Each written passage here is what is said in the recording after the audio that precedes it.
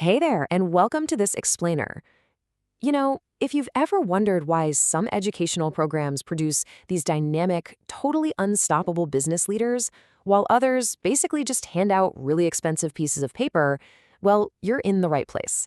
Today, we're diving into a genuinely fascinating study that uncovers the exact mechanism needed to turn a regular business student into a successful entrepreneur. So here's our game plan for today. We'll quickly look at the entrepreneurship boom, define the missing link, test out the theory, dig into the survey results, and finally, look at how to build better entrepreneurs. Let's get right into it. All right, section 1, the entrepreneurship boom and the massive scale of the global educational landscape. To really wrap our heads around this study, we first got to look at just how huge this industry has become. Get this. Globally, there are over 3,000 universities out there offering entrepreneurship programs that are specifically designed to prep students for self-employment. Just think about that for a second. It's a massive global infrastructure dedicated entirely to teaching people how to innovate and grow businesses.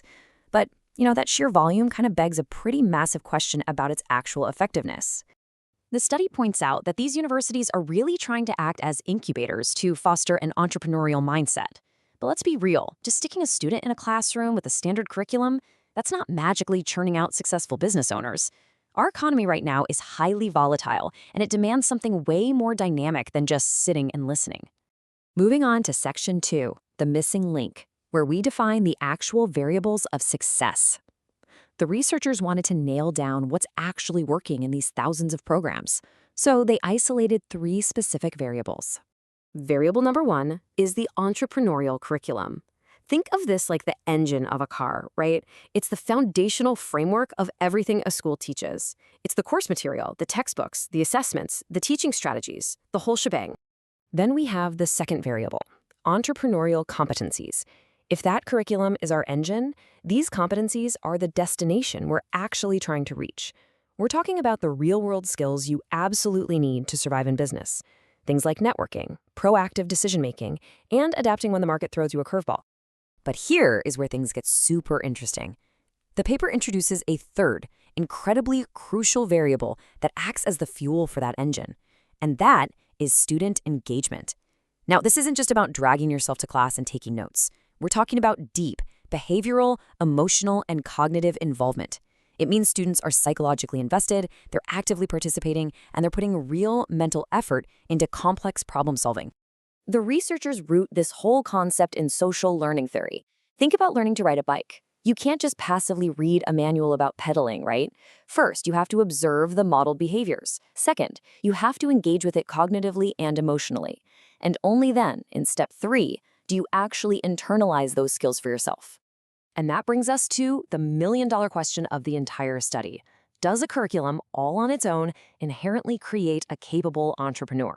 Or does it desperately need that fuel of student engagement to actually bridge the gap between classroom theory and real-world competency? Which leads us to section 3, testing the theory with the Gujranwala experiment. To find the answer, the researchers took this out of the academic bubble and tested it out in the real world.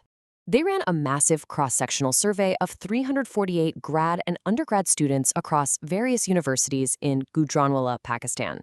Now, why there? Well, this specific region has a really rapidly growing, super dynamic entrepreneurial ecosystem, which basically makes it the perfect living laboratory for testing these theories.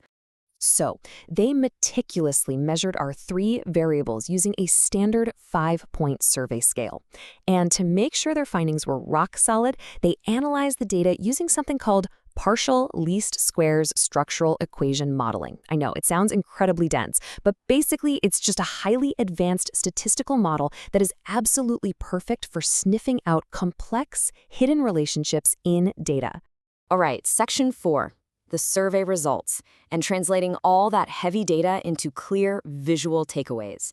Let's decode what they actually found. First off, the data turned out to be incredibly reliable. The metrics for all 3 variables scored way above the standard acceptable thresholds for internal consistency. In plain English, we can completely trust this survey. The students weren't just randomly clicking boxes. Their answers consistently mapped out the actual reality of their educational experience. Now check out the core finding of the whole experiment. When we look at the impact on real-world competencies, the direct effect of just having an entrepreneurial curriculum alone is actually pretty weak, sitting at just 0.154. But when you route that exact same learning through the mediator of student engagement, the indirect effect shoots up drastically to 0.258. The huge takeaway here is that your curriculum engine barely even moves without the fuel of student engagement mediating the process. The data literally proves that student engagement is a statistically significant mediator. You could have the absolute best textbooks and lectures on earth, but if the environment doesn't demand active, emotional, and cognitive engagement, those students just aren't going to develop the competencies they need. It's also worth looking at the R-squared value here. This specific model accounts for about 37.1% of how competencies are formed. Now, statistically, that's a really significant chunk, but it does leave about 62.9% to unexplained factors. The researchers actually highlight this, pointing out that it leaves some exciting room for future research. Like, how might a student's family background or prior cultural experiences shape their business skills? Pretty fascinating to think about. Finally, Section 5, Building Better Entrepreneurs, covering the managerial implications and actionable takeaways. Now that we have this hard empirical data in hand, what exactly should universities and policymakers do with it? The study lays out some incredibly clear managerial implications. Basically, institutions absolutely have to revise their programs to mandate hands-on experiential learning. It is just no longer acceptable to only teach the theory of business. The curriculum has to actively foster emotional and cognitive involvement, essentially forcing students to practice adaptability and real-time decision-making right there in the classroom. Ultimately, what we're talking about is a massive shift away from the traditional educational model. The old way, passive information transfer and standard lectures just doesn't cut it anymore. The modern, effective approach requires active participation and interactive problem solving that actually mirrors the crazy, unpredictable conditions of the real market. And this really highlights the broader value of the research. By demanding much higher levels of engagement, universities aren't just building narrow business owners who only know how to launch a startup. As the paper notes, they're aligning with a much broader goal, developing well-rounded, versatile, and highly resilient graduates who can adapt their high-level problem-solving skills to literally any complex job market. So as we wrap up this explainer today, I want you to take a second and think about your own time in school, or even the training programs at your current job. Look at the structures around you. Are those environments merely just transferring facts from a page into your brain, or are they actively demanding the kind of engagement required to build true, lasting mastery?